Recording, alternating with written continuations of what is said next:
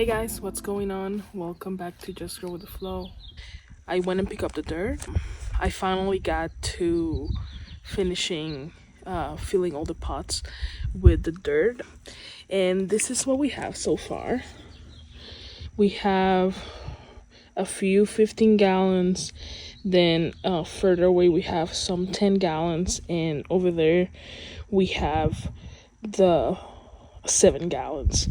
Our plan is to use the 15-gallon fabric pots to do the bigger slicer tomatoes.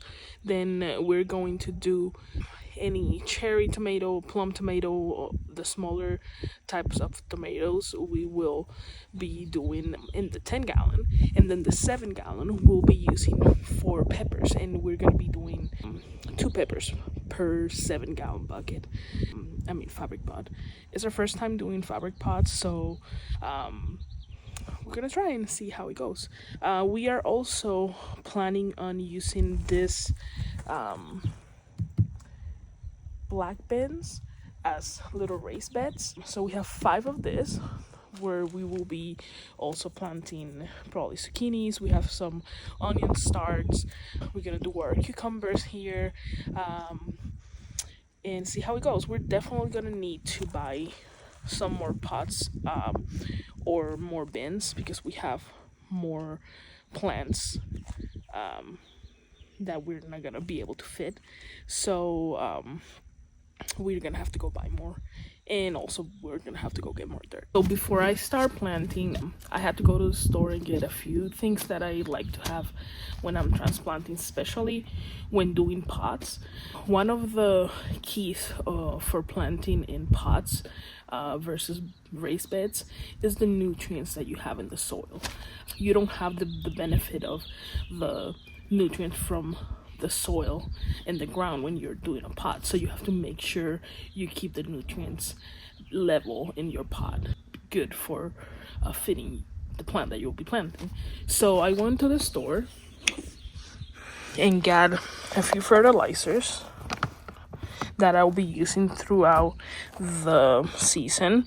And what I like to do, it's when I am digging the hole in the pot, I just take a handful of a combination of these 2 fertilizers, drop it in the hole, put the plant in, and then once you water, the roots will start absorbing the nutrients from these fertilizers. So that's a key step for a healthy plant growth. We also got some type of mulch. Here in New Mexico, it's very dry and can get really hot. A way to keep the pots moist enough, you need to have something to cover the top layer of your soil. That way the wind and the sun don't dry your soil too much. Pots you're gonna have to water more often than a raised bed, but this right here will help you with controlling the moisture level in your pot. So this time we got pine shavings. This is usually used for bedding for animals, but it's a great source of mulch for your garden. It doesn't just only help with the moisture in your pot, it also, once it starts decomposing, it helps bring nutrients into your soil. So we will be transplanting these peppers and tomatoes, and then after we do a really good watering, we're gonna be covering the top of each pot with this mulch. Also, before I start transplanting, I want to make sure that the soil in the pots is well watered. So I'm gonna go ahead and water all these pots really fast before I start transplanting the seedlings.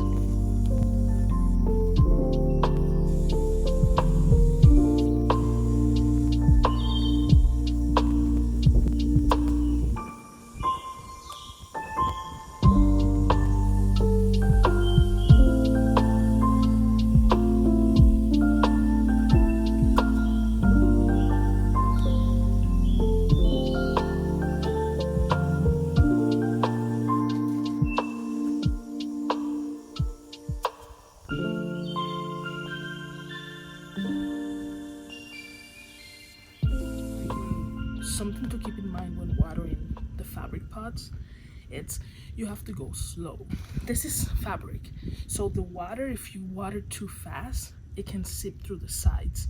You want to avoid that because you don't want to waste water. I mean, in the desert, you want to take advantage of the water as much as you can, right?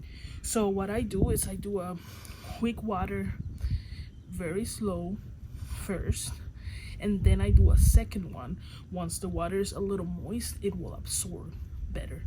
You want to have the dirt not be so hydrophobic before you finish watering your pots. So you want to, like I said, water a little bit and then do a second round where the pot is going to absorb better the water, because the last thing you want to do is waste water by trying to water with like really hard pressure, and then the water's just gonna, instead of the soil absorbing the water, it's just gonna go over, and you're gonna lose the water through the sides. So make sure, take your time and water thorough. So I'm gonna go ahead and start transplanting these peppers. We're gonna do 2 per pot. Like I said, there's way too many for just these pots, but we're gonna do what we can and see where we stand when we're done.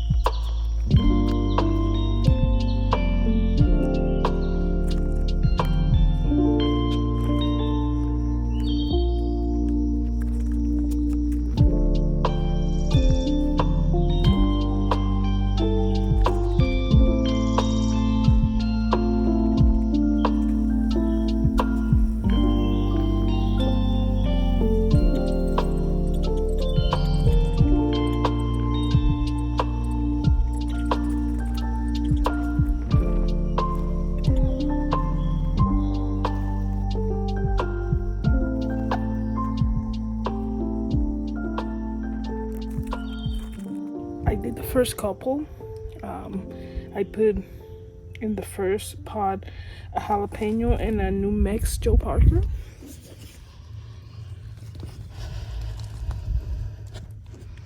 Then I watered it and topped it up with probably like an inch, 2 inch of mulch. And then here I have 2 serrano peppers and did the same. One thing that you should do when you mulch, always try to like clean out around the stem of the plant. That way you prevent any bugs that are messing on the mulch to climb up. So I always do like just a little bit of an opening. That way you don't have the mulch all the way to the stem. Also, like, it just retains way too much water and it can damage the stem.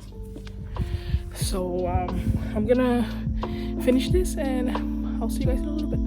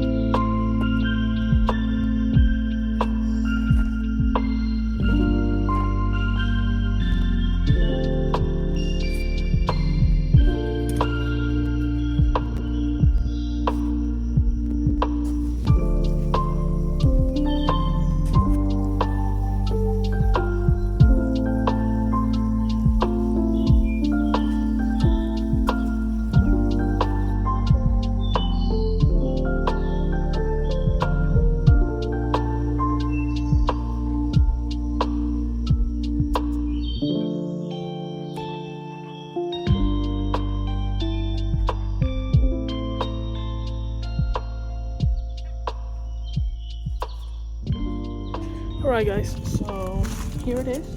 I'm done transplanting the peppers. I was able to feed a few, still have a bunch left. I try to do at least one type of each and two of the ones we like a lot. So I did 2 Cubanelles and 3 Thai dragons because we love to make like Thai food, and then 2 serranos because those do really well here. We only have 1 jalapeno plant, so I definitely did that one because we love jalapenos. And then we're trying a new sandia and then Mexico Joe Parker because we're in Mexico. So here it is. I'm gonna go ahead and finish planting the tomatoes, getting everything set like I did with the peppers. But thank you so much for hanging out with me, and just stick around to just see the progress. Thanks for watching. Don't forget to like and subscribe, and I'll see you guys soon.